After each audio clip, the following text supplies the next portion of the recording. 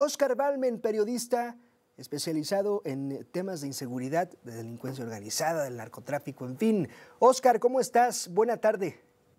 Juan Pablo, qué gusto saludarte, buena tarde. Vaya carta, comunicado el que publicó ayer la Casa Blanca, y leo textual el párrafo que causó, claro, que se convirtiera en tendencia. En fin, dijo la Casa Blanca ayer que las organizaciones mexicanas de tráfico de drogas tienen una alianza intolerable con el gobierno de México, una acusación, Óscar, tan grave como irresponsable, al menos así la considero yo. Sí, no, completamente de acuerdo. A ver, evidentemente hay regiones del país donde el dominio Sí, del crimen organizado es superior al que tiene el propio Estado mexicano. Eso no podemos negarlo y además se ha repetido con insistencia no solamente por parte del gobierno de Estados Unidos, empresarios, activistas, periodistas, hemos dado cuenta de cómo existen estas regiones de silencio. Pero de eso a trasladar la idea de que México es un narcoestado, me parece que hay un tramo muy amplio. Hay, por supuesto, lugares donde el crimen organizado, insisto, son quienes dirigen la economía, pero en otros donde realmente hay esfuerzos importantes y hemos visto un combate al crimen organizado. Pienso, por ejemplo, en la región de La Laguna, que en el 2010, 2011 fue una región azotada por el crimen organizado, la lucha entre los chapitos, el cártel de Sinaloa y después los Zetas, y que hoy es una región bastante pacificada, con un desarrollo importante, no solamente empresarial, sino social, donde hemos visto cómo estrategias que se han implementado de manera correcta funcionan.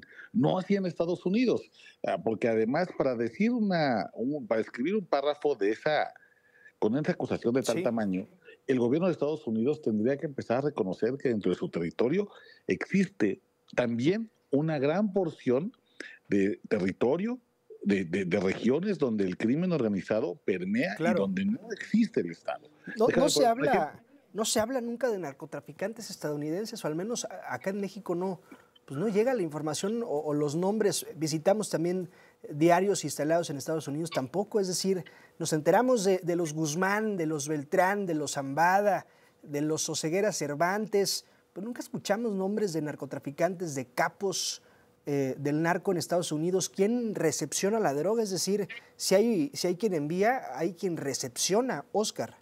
Exacto. Los cárteles de la droga en México, las empresas criminales como el cártel de Sinaloa, el cártel Jalisco Nueva Generación, su negocio al exterior es el narcomayoreo, es decir, el envío de toneladas, cientos de kilos de marihuana, de cocaína, de fentanilo, de tal modo que el negocio del cártel mexicano termina cuando llega a las manos de los distribuidores foráneos. Entonces, en Estados Unidos existen todas las células de narcomenudeo, las que son responsables de que el fentanilo llegue como dosis personal al usuario de droga. Y entonces uno tiene que empezar a pensar, bueno, ¿dónde entonces está la Sí. responsabilidad de Estados Unidos para combatir esas redes de narcomenudeo que son muy extensas y que forman parte del eslabón más importante del crimen organizado? Es decir, que llegue a las manos del consumidor final. Sí, Déjame ponerte un ejemplo. Uno de los lugares donde el fentanilo tiene una mayor prevalencia en Estados Unidos no es necesariamente los estados de la frontera sur. Es una región que en Estados Unidos le llaman los Grandes Lagos, the Great Lakes. Y los Grandes Lagos es una región que está pegada a Canadá.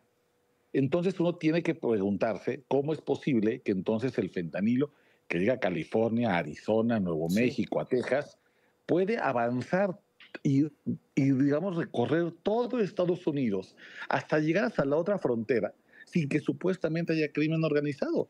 Evidentemente, hay un componente de crimen organizado en Estados Unidos, sobre todo son pandillas carcelarias que han logrado salir, digamos, del control penitenciario hacia las calles, quienes son las que mueven toda la droga, y de ellos realmente conocemos poco.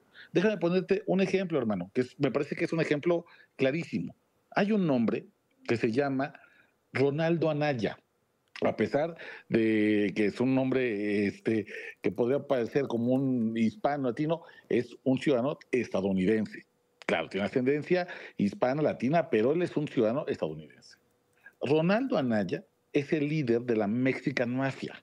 La Ok. Mexican Mafia es una pandilla carcelaria con sede en California que se ha dedicado a distribuir droga por todo Estados Unidos. El 17 de enero, estamos hablando de hace unos días, el Departamento de Justicia de Estados Unidos le fincó a este hombre de 75 años 5 cargos por la distribución de metanfetaminas, cocaínas y fentanilo por todo el país. E incluso Ronaldo Anaya, que dicen alias el profesor, está acusado de cobrar derecho de piso con explosivos en San Diego, California. Esto evidentemente, hermano, está puesto en documentos oficiales, pero no se habla de esto. No, porque pareciera que los únicos responsables de los capos de las drogas son Sí. los mexicanos. Y en Estados Unidos no existían esas figuras, pero claro que existen, reconocidas por documentos oficiales, que además son públicos de Estados Unidos.